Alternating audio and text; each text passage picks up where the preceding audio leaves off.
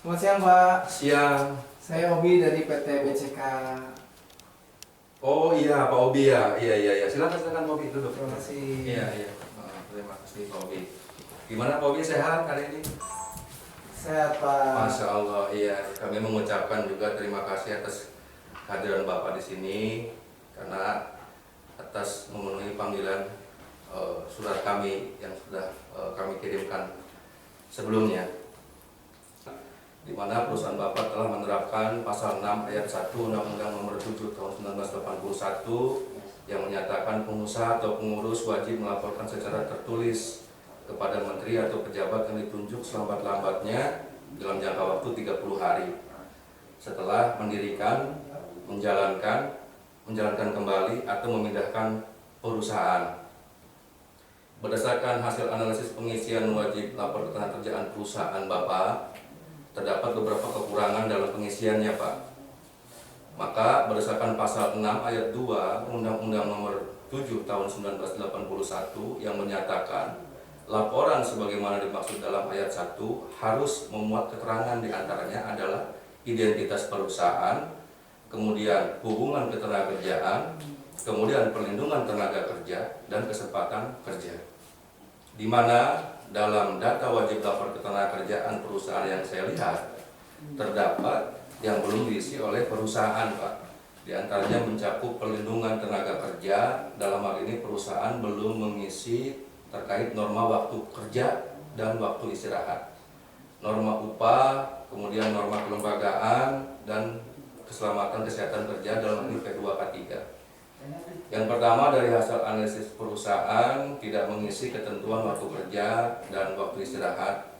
Padahal ketentuan ini penting untuk memastikan pekerja memperoleh kepastian, Pak. Memperoleh kepastian mengenai jam kerja. Tanpa pengaturan yang jelas dapat timbul persoalan terkait lembur, kelelahan kerja, bahkan risiko kecelakaan kerja. Perlu kami ingatkan bahwa ketentuan waktu kerja adalah hak normatif pekerja yang wajib dipatuhi pengusaha, Pak. Baik Pak, kami akui memang belum pernah mengisi isian terkait waktu kerja yang biasanya dikerjakan oleh pekerja kami, di mana perusahaan telah menerapkan waktu kerja 7 jam dalam 1 hari dan 40 jam dalam waktu 1 minggu untuk 6 hari kerja. Ya. Aturan yang sudah diterapkan oleh perusahaan sudah sesuai dengan ketentuan pasal 77 ayat 2 huruf A Undang-Undang Nomor 6 Tahun 2023. Namun tentunya untuk menghindari kepatuhan terhadap norma wajib lapor ketenagakerjaan, perusahaan wajib melakukan pengisian data tersebut agar instansi kita di bidang ketenagakerjaan dapat melihat secara umum gambaran waktu kerja di perusahaan Bapak itu sendiri. Yang kedua, selanjutnya adalah perusahaan juga tidak mengisi kolom ketentuan upah terendah, Pak. Nah, hal ini menimbulkan kesan bahwa perusahaan tidak memiliki dasar pembayaran upah minimum kepada pekerja. Padahal upah minimum adalah standar terendah yang wajib dipenuhi pengusaha, yang wajib dibayar oleh perusahaan kepada pekerja dengan masa kerja 0 sampai dengan 1 tahun. Terus terang Pak, kami memang masih bingung dalam penyesuaian UMP setiap tahunnya. Sehingga data belum kami lengkapi, di mana upah terendah yang dibayar pada pekerja yang masa kerjanya 0 sampai dengan 1 tahun sebesar Rp3.500.000, terdiri dari gaji pokok sebesar Rp3 juta dan tunjangan tidak tetap berupa uang transport sebesar Rp500.000. Baik, terima kasih atas penjelasan dan transparansinya, Pak Obi.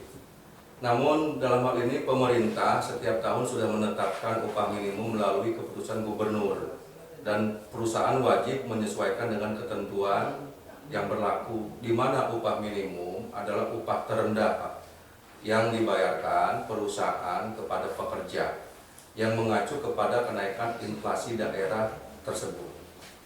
Nah, berdasarkan pasal 81 Angka 28 Undang-Undang Nomor 6 Tahun 2023 tentang penetapan peraturan pemerintah pengganti Undang-Undang Nomor 2 Tahun 2022 tentang Cipta Kerja menjadi undang-undang menyisipkan pasal 88E ayat 2 dalam ketentuan Undang-Undang Nomor 13 Tahun 2003 tentang Ketenagakerjaan junto pasal 23 ayat 3 bahwa peraturan pemerintah nomor 36 tahun 2021 tentang pengupahan yang berbunyi maka pengusaha dilarang membayar upah lebih rendah dari upah minimum, Pak. Oh, terima kasih atas penjelasannya. Kami akan berupaya mengikuti sesuai dengan ketentuan yang berlaku. Terima kasih Pak Obi. Segera ya Pak Obi ya, Baik, laksanakan. Baik, yang terakhir ini Pak, diketahui juga bahwa perusahaan Bapak tidak mengisikan tentang panitia pembina keselamatan dan kesehatan kerja, dalam hal ini P2K3. Padahal jumlah tenaga kerja di perusahaan Bapak itu lebih dari 100 orang. Nah, sehingga kewajiban ini mutlak berlaku P2K3.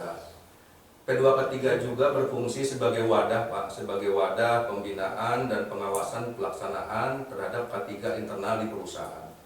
Tanpa P2K3 tidak ada yang mengawasi langsung secara penerapan K3 dan resikonya akan semakin besar apabila terjadi kecelakaan di perusahaan.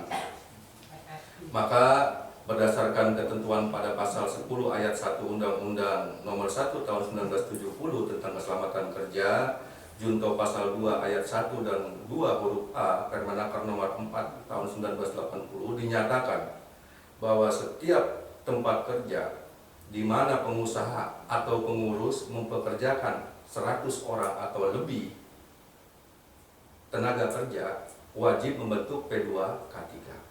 Nah, atau tempat kerja di mana pengusaha atau pengurus mempekerjakan kurang dari 100 orang akan tetapi menggunakan bahan proses dan instalasi yang mempunyai risiko yang besar, akan terjadinya peledakan, kebakaran, keracunan, dan penyedaran radioaktif.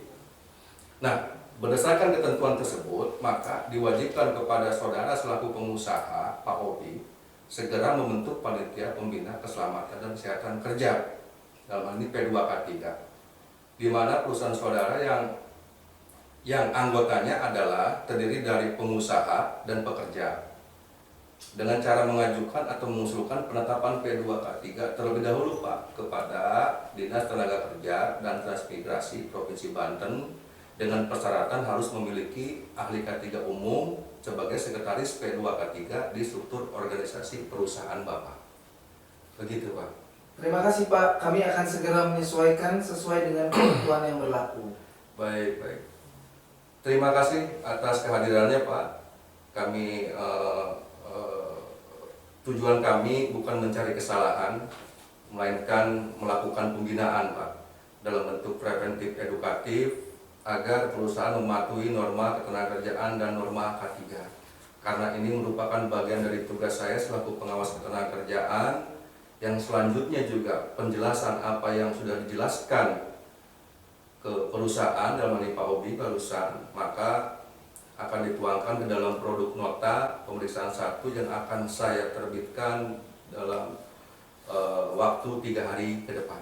Cukup, Pak Obi? Sudah jelas ya? Cukup, Pak. Ya. Kalau gitu saya pamit dulu, Pak. Baik, Terima Pak Obi, kasih. terima kasih atas kehadirannya.